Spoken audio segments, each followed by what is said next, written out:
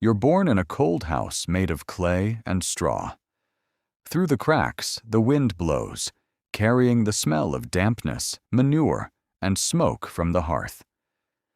Your mother holds you in her arms, wipes the dirt from your face, quietly whispers a prayer. Outside, you hear the cries of cows, the creaking of wooden doors, the thud of buckets, the scent of wet earth.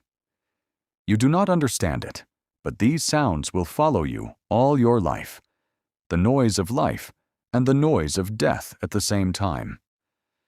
You grow up among the soil, wild animals, and hard labor. Other children run through the streets of towns while you carry water from the well, gather firewood, and learn to plow the field. Your hands are covered in calluses before you can even hold a spoon properly. The old peasants teach you to sow and harvest crops, telling stories of how ancestors survived droughts, how they protected livestock from wolves. You see them cry when mice devour the grain, see them pray to the heavens when a drought destroys the fields. You understand, there are only two paths here, to work and live, or not to work and die. At the age of 5, you hear about death for the first time. An old neighbor shows how rats eat sick calves and warns, the plague will come, and it spares neither children nor elders. You look at him with wide eyes. That day leaves a smell of rot and fear in you that will haunt you your entire life. At 6, you see a person die of disease for the first time. His mother screams. His father tries to hold him, helpless. The body is hot, the eyes glassy, the breathing weak. You want to help, but you cannot do anything. Your mother whispers, "Pray, or we will all die." You begin to pray, though you do not understand for what exactly. At 7, you are left alone at home for the first time.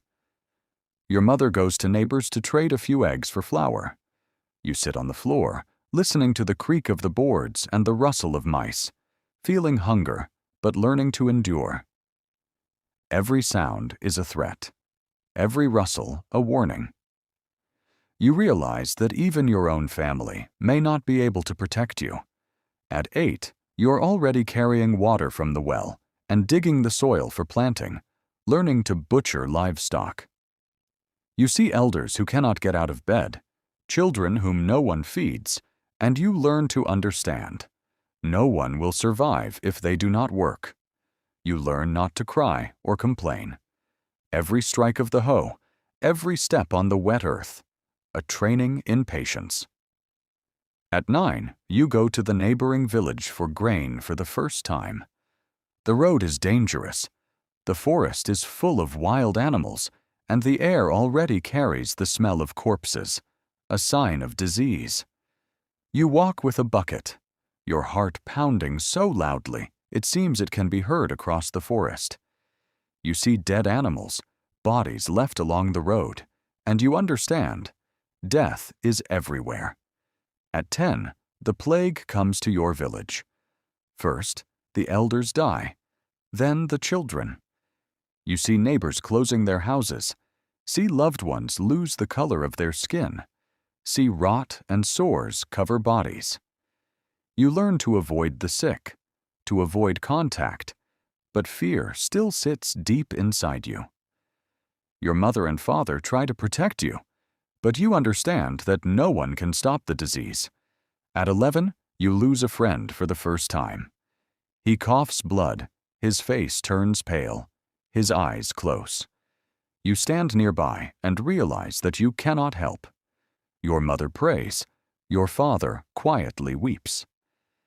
That day leaves a sense of emptiness in you that will follow you your entire life. You realize for the first time that death is part of the world, and you must learn to live with it. At 12, you go hungry for the first time. Most of the harvest has died, livestock perishes, grain runs out. You eat roots and leaves, sometimes old bread left behind by rats. You understand that life is not only disease, but also hunger. Every day is a struggle for food. Every step is a risk to life. You learn to count grain, divide it into portions, save even a drop of water. At 13, you begin working in the fields from dawn until dusk. Your hands hurt. Your back aches. Your knees creak. You see elders dying, women barely moving, children whose eyes are already dull from hunger.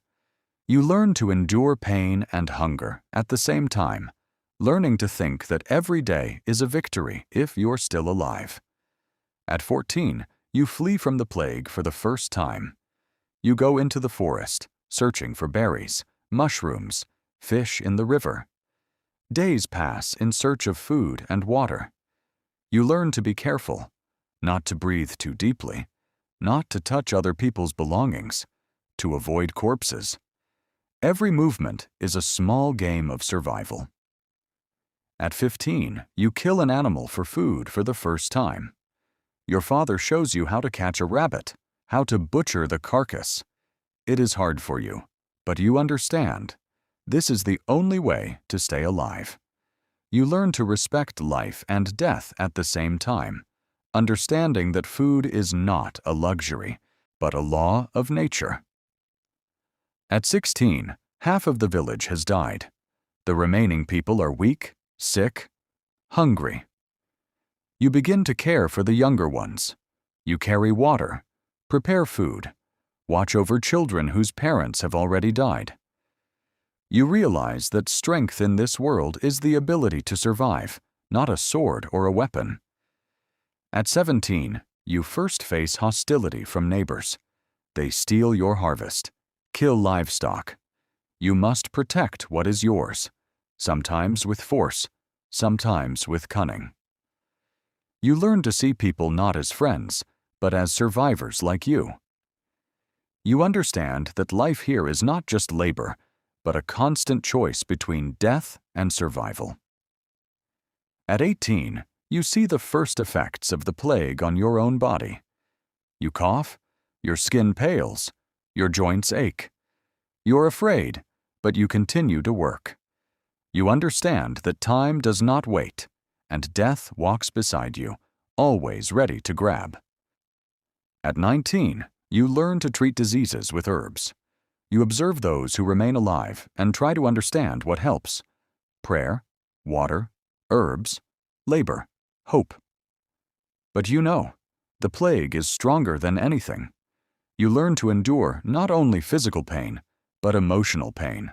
When you lose neighbors, friends, relatives. At 20, you see new children born in the village.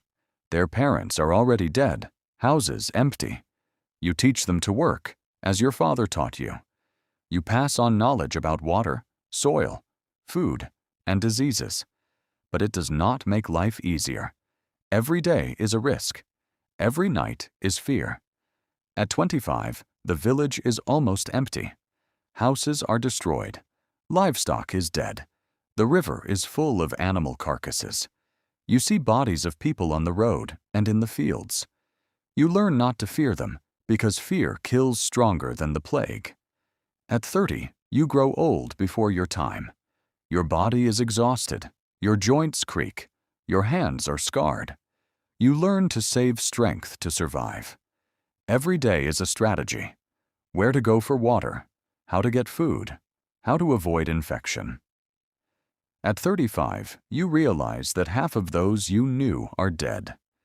You live among memories of them, among empty houses and fields. You understand that you survived not because you were stronger, but because you were cautious and patient. At 40, you are the oldest person in the village. Young people arrive with hope, but the plague still comes. You teach them, show them how to survive. You see how fear becomes their companion, how they learn to endure, as you once learned. At 45, your life consists almost entirely of labor and survival. Every day is a struggle with hunger, disease, and death. You see the village slowly coming back to life, but death still lingers nearby. At 50, you realize your time is ending. Your body weakens, Your breath thins. Your hands tremble. You watch the new generations, children growing up in fear and labor. You pass on knowledge as you were taught. Your life in numbers. Born a peasant, 50 years on the land, dozens of lost neighbors, half the village gone, thousands of bites from hunger and disease, zero wealth, one life preserved.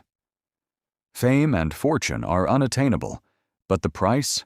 Survival. You wanted to live, but life during the plague taught you.